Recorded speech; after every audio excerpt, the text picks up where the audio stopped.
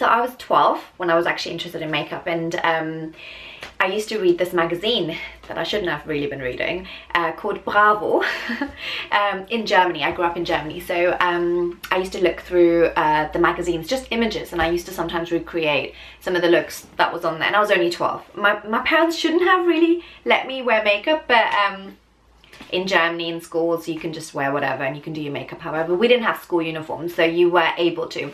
So I used to wear blue lipstick, I used to do like blue eyeliner, and you know, all sorts of crazy stuff. So I've always really been interested in it. And then I think when I was about 16, 17, I kind of started doing like hair and makeup on my mum and my cousins, and you know, we used to do photo shoots, and we used to put on saris and get in the garden and take like our own little photo shoot with our own little cameras. And yeah, so I was always interested in it, but my parents were always like, yeah, you're not going in that field. I mean, you're not going to earn any money, it's not respectable, and you should just basically stick to science and maths. So I did my A-levels in biology, psychology, maths and environmental science, and then I went on to Kingston University and I did a BSc honours degree in biology and psychology, and I actually did my dissertation on the behaviour of marmosets, which are tiny little monkeys, and compared two different zoos. So yeah, completely different hair and makeup. And then when I finished, I actually worked for a marketing company for about a year. And I was just really depressed. It wasn't the 9-to-5 job in an office and just sitting in front of a screen, just wasn't me. I mean, I needed to be around people, I needed to kind of talk and be bubbly and just kind of, you know, do different things. And I needed excitement, I think. And for me, that is, I kind of said to my parents, listen, like, I can't do this. This doesn't make me happy. And it's actually Casablanca Designer Collection. Yes, Subi. She was the one I actually owe everything to, because she is the one that actually encouraged me. She asked me one day on high five days whether I'm a makeup artist, and I said no, I'm a student at Kingston University. And I remember her saying, well, you know, you look like you're really into makeup, like you do your own makeup really nice, and there's a fashion show coming up, if you're interested you could do the makeup. And I thought, oh my god. I walked down the stairs and I said to my mum, can you lend me like £300? And she was like, I mean, I was like, what, 22 at the time or something? And my mum was like, and I was like, I just want to go to Boots and buy like loads of Maybelline. Like, and that's what I did. I went and bought like Barry M, Maybelline, Rimmel, and I was just like, that's it, I'm doing this fashion show. And the day that I went, I had like this little tiny little box of just my little Maybelline matte mousse foundations and things, and that was my kit, that was my thing. And I went and did this fashion show. This was back in 2008 actually, and yeah, I got 8 girls ready, and I think it was the happiest day of my life. It actually was. And that's the day I decided, this is what I'm gonna do, and I want to do this for the rest of my life because it actually makes me happy.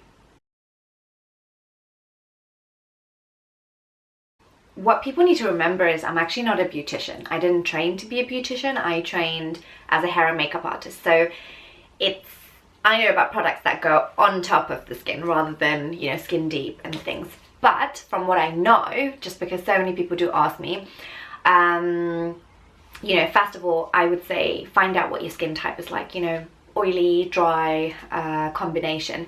And the best person to really speak to is a dermatologist. If you're having problems with your skin, you know, go see a skin specialist, or maybe even follow a few bloggers who actually specialize in skincare, and they post a lot of skincare things that they try and, you know, that they talk about.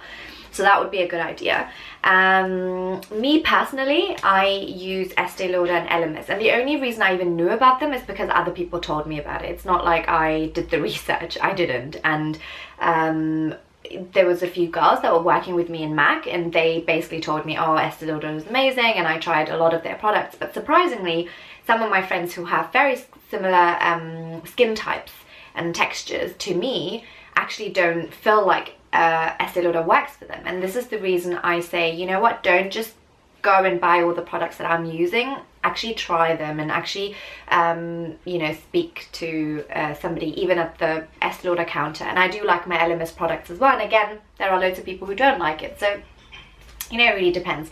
I would say definitely do facials, and I think that's when you kind of learn how your skin reacts to certain products as well. So, you know, don't do facials with products that are unknown. Like, try and get, you know, do a bit of background research on that as well.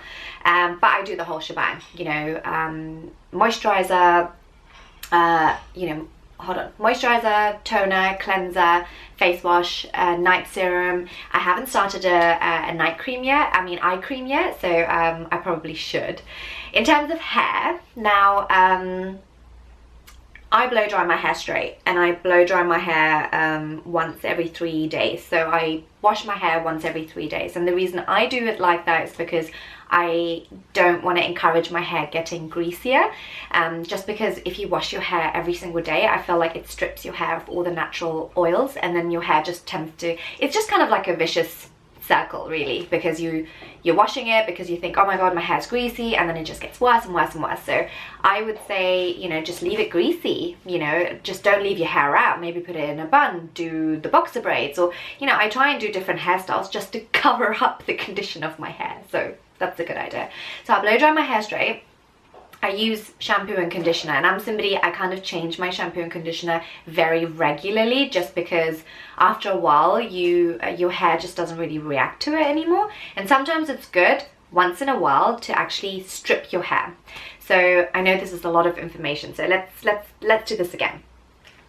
Go see a dermatologist in terms of your skin, and then follow a few skincare bloggers, and then actually get samples, you know, try products and stuff. And in terms of hair, try and not use much product. Like, I don't use hairspray or gel or wax or anything. And I know my hair sometimes, especially a lot, you know, at the top, it tends to be a little bit frizzy. I don't care. Like, as long as I have full hair and my hair doesn't fall out, and I don't have any like sort of patches of, you know, less hair, I'm happy. So I never ever, and I don't think I've ever done that, went with the straightener close to my roots. I don't do that. So when I straighten my hair, so that's why I blow dry my hair straight, because my hair naturally is super curly. It's like this, and I actually don't like it, so I don't leave it like that. But so I blow dry it straight, straighten the bottom of my hair, and then sometimes I take like a 35mm tong. I don't have it here at the moment, but like, yeah, and then just basically just put a few waves in my hair just to give it a little bit of texture, so it's not like just dead straight, because I think when it's dead straight, sometimes you can tell that your hair's a little bit damaged as well. So this just is like a nice cover up. So yeah, and then I put a little bit of oil in my hair and stuff as well. I do usually Snapchat the products that I use, so I will Snapchat them again after I've put up this vlog, so you guys can see the kind of things that I use in my hair and the stuff that I use on my face. But that's about it. Oh, another thing, and I've told loads of people this, key thing is I do not use a towel on my face. I have not done so in the last 7 or 8 years. So I actually use nothing but tissues to actually dry my face. Yeah, I don't use anything else. I don't ever touch my face either unless I'm doing makeup. But even when I use makeup, I use a sponge, I use brushes. I try and never touch my own face, and I don't let other people touch my face either. When people try and kiss me on my face, I'm just like, no, just because I know how badly I used to suffer from spots, and I don't really get them. Like, I get them here and there. Sometimes it's hormones, sometimes it's the food. Another thing, food. Just when you eat clean, it shows on your face, so think about it. So that's all I have to say about hair care. Skincare.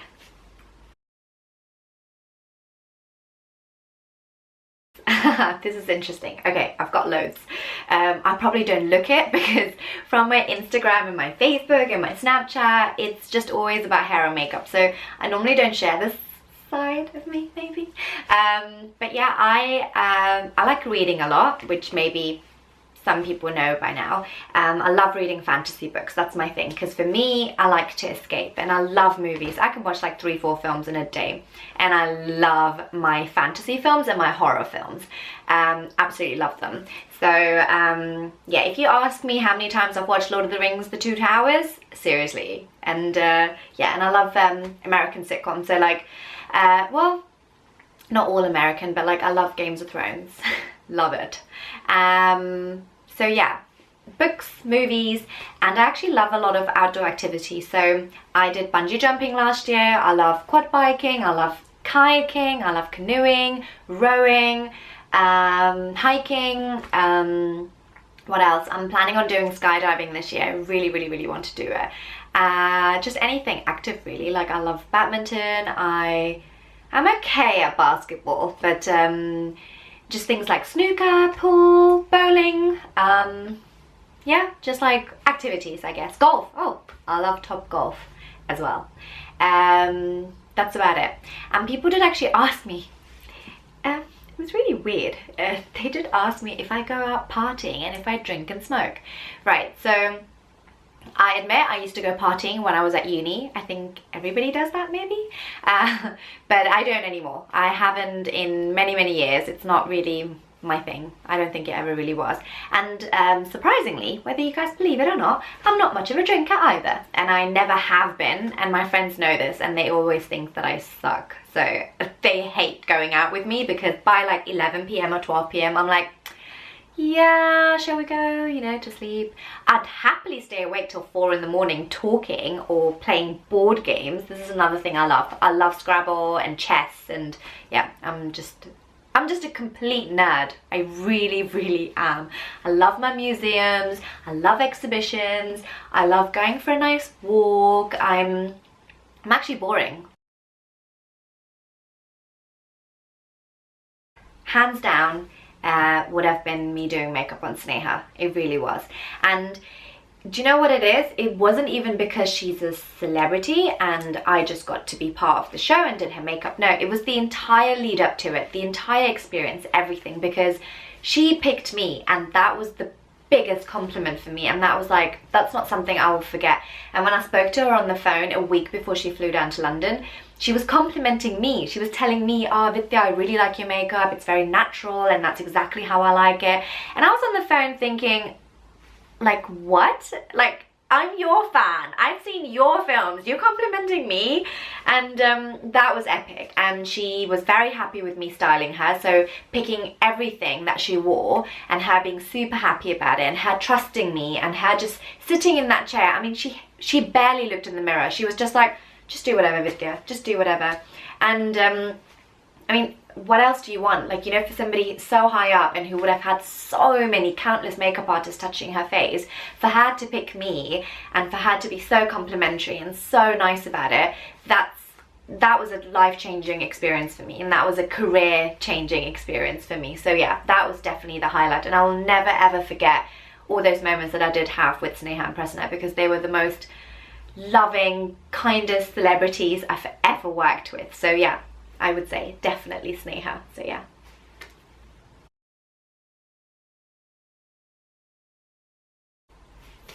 I've got three. First one, Vikram. Second one, Vishal. Third one, Dhanush. In no particular order.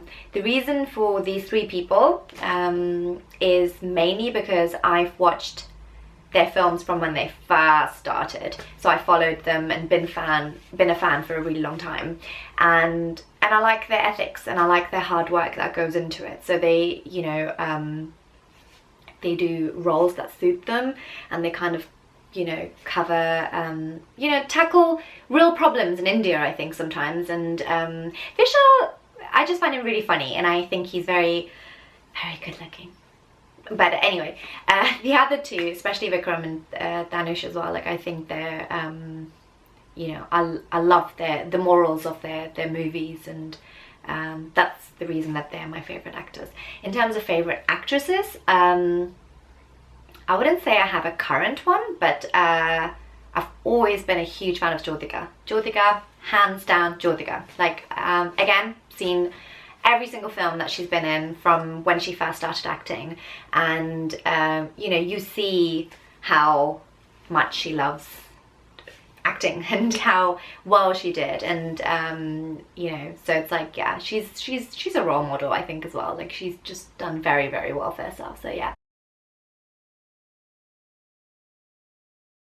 I would, surprisingly, I've been asked by directors and cameramen and even actors, i.e. Simbu, even asked, but I've declined every single one of them, just because if I wasn't a makeup artist, then I would so do it. I mean, I'm sure loads of people can tell that I love attention, I love being in front of the camera, I love modeling, I love all of that, so why wouldn't I like to act? I would, but my problem is, not problem, but like, I've worked very, very hard to be where I am right now, and you know, I know a lot of people just know about me in the last 2 or 3 years, but I've been doing this for like 8 to 9 years now, and it took a lot, you know, to climb up the ladder, especially during a time where social media wasn't, you know, we only had Facebook, there was nothing else around, and it was really hard. And I remember I was so excited over 1,000 followers, 1,000 likes on Facebook. So, you know, I've worked so hard, and I don't want to taint that by going into any other profession and just kind of messing it up. Like, I'll do it for fun. I'd love to play like somebody's sister or something, but never a hero. And I think there would be a very high chance that I would just mess up my reputation as a makeup artist, and I'm not willing to, you know, yeah, mess around with that, really. So the answer would be no. I'm not going to. I would like to, but I am not going to, and I think that's a wise decision for me. But you never know. I was married for 4 months. It only lasted 4 months, and yeah, for 2 years now I've been single. I've been on my own. So yeah,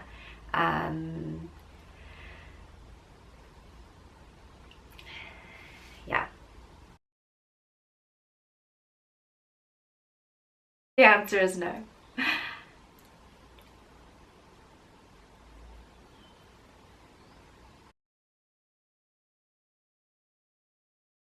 Few people might know this, but most people don't. But I actually won a singing competition called Garnaquil back in 2005, and I won the second prize.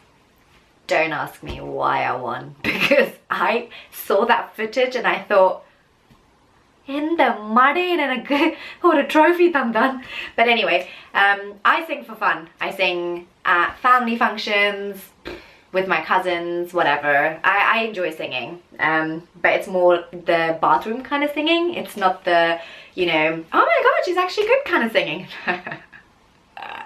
Don't get it twisted. No, I can't sing. But yeah, that's something a lot of people don't know, that I actually hold a trophy. I actually have a trophy. Yeah, probably the only trophy that I have. But, yeah. And if you want, I can sing you guys something, actually. I'm sure a lot of people want to hear me sing in Tamil, but I think I'm actually better at singing in English. So I'm just going to sing this little bit for you guys. I think I need a moment. This is a Sugar Babe songs. My entire family have heard this song like a million times, so, and the manager, please. But anyway, it's an a cappella song, so might as well. Gosh, enakku vakkam soodu sorana maana undume illa. Oh, yay. Now, yay. I don't know how many times we've walked the street, I'm talking for ages about the people we're gonna be. We've been waiting for a change, but I don't mind if it don't change, baby. Though it might seem crazy, but I'm happy with you this way. Don't you know that you're a part of my heart, and these emotions that I got from the start, are still with me, babe. And I'm tripping about my words to say.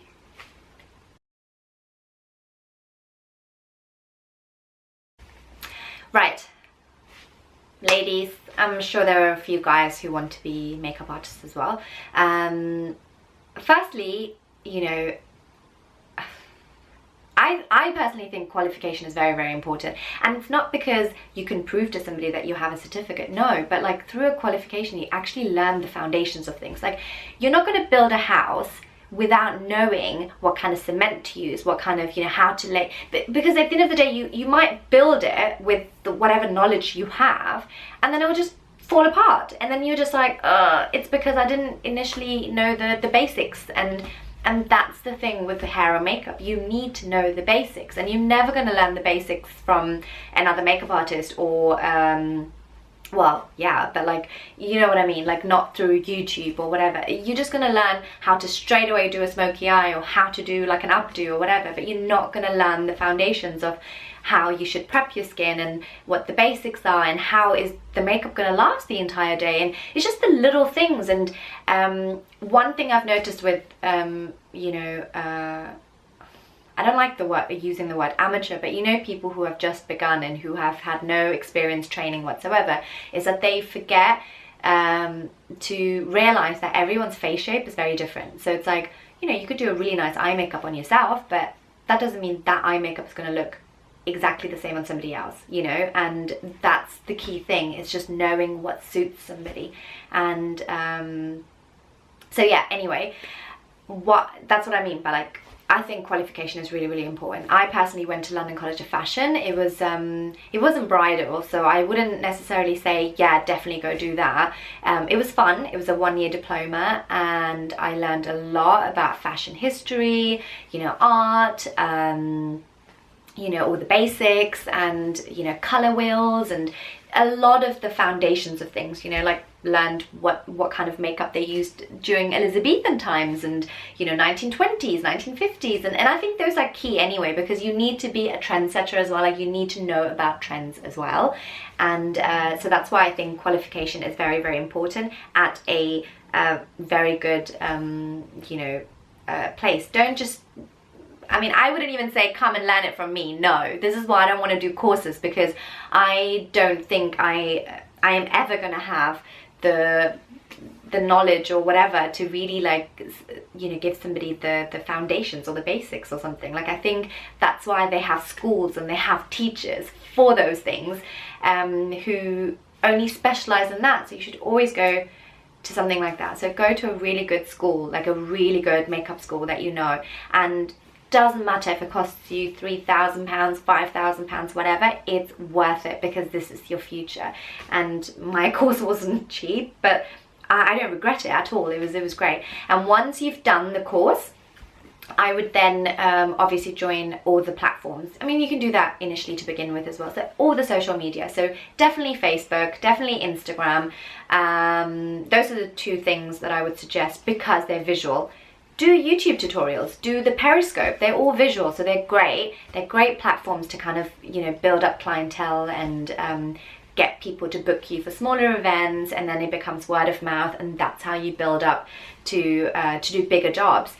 And the other thing is always go to workshops, go to masterclasses, go watch YouTube tutorials, you know, of other famous makeup artists and stuff. You know, follow loads of bloggers, follow loads of makeup and hairstylists online. And then the other thing I would probably say is join a few agencies, maybe, like one online one that's free is called Model Mayhem, that I joined as well. And I'm not on there anymore, but like I initially did, and there are so many aspiring photographers and so many aspiring models who kind of want to work together. And, you know, nobody's getting paid, but like you're getting the photos, you're having the model, and they're all benefiting, because everybody wants a portfolio. So those are things to do. And, you know, and that kind of helps you network and, you know, kind of get your name out there and stuff like that. So photo shoots are great, but only do them at the beginning. Don't do them for the rest of your career, because it's almost like, well, you know, you need to find other ways to market yourself rather than doing photo shoots after photo shoots after photo shoots, because then people will think, okay, she's doing a lot of photo shoots but she's not having any clients. And having clients is real, you know. It's almost like you don't want to see hairstyles on dolls, you want to see hairstyles on people, actual clients that are booking you, you know. People want to see that. That's what they want to see. So that's what I would do. And your kit is very important. Like, you know, I think depending on what you charge, if you want to charge you know, a reasonable amount, the products that you're using on the client has to be, you know, very good. You know, you can't expect to use very cheap high street brands and then charge the client a lot of money. It's not fair, you know. And what clients also need to realize is they're not just paying for the products that the person's using, they're paying for the service, and they're paying for the time and things like that, right? So it's just like things like that to consider. Yeah, so that's what I would say. And contracts are very important. It doesn't matter if it's just a bridesmaid, it doesn't matter if it's a, you know, whoever your client is should sign a contract. And I think it's not just good for you, it's also good for the client, because they know, you know what, this is professional, this is a business transaction, and you're being hired from this hour to this hour for this much and whatever. And I think it's just like a nicer way, because in that way, you know, I mean, the client knows, or the bride knows, that you're not letting them down either. So it's just like things like that, you know. And very important, punctuality, attendance, all these things, and how you present yourself and responding to people's emails is key. And I think I'm good at that. But then I'm OCD anyway. But like, I would say that you need to have your business email, you should have a business phone number, you should really separate that out and have that as, you know, if that's what you want to do as a business. And yeah, you just kind of start off by doing a few people, then you start getting bridal jobs, and then you just learn. Everyone's different, and everyone's customer service is different, so you know, different. So you just kind of gotta, you know, figure out what you want to specialize in, and what you're actually good at, and what you actually enjoy doing. Because for some people, waking up at 1 o'clock in the morning to do a Hindu bridal job is not ideal, but I'm used to it, and I actually really love it. Like, I go to bed at 5 p.m, which is pretty pathetic, but like, I do it because I love my job. So that's what I would say. And yeah, and on top of that, guys, like MAC, Bobbi Brown, Sally's, they all do pro cards. So if you are a professional makeup artist, you know, and you have a website up and running and whatever it is, you can get discounts from a lot of these big places. So use that, you know, and have a really good kit. Like, spend your money on building a really good kit, so that you know that whenever you have customers, like you know, you're going to use the best, you know, of the best, and provide the best service and stuff. Yeah. I really like my job, and I like where it's going. So somebody actually even asked in one of the emails, can you see yourself being a makeup artist for the rest of your life? Yeah. Yeah. Why not? Like, I actually love my job, so why wouldn't I?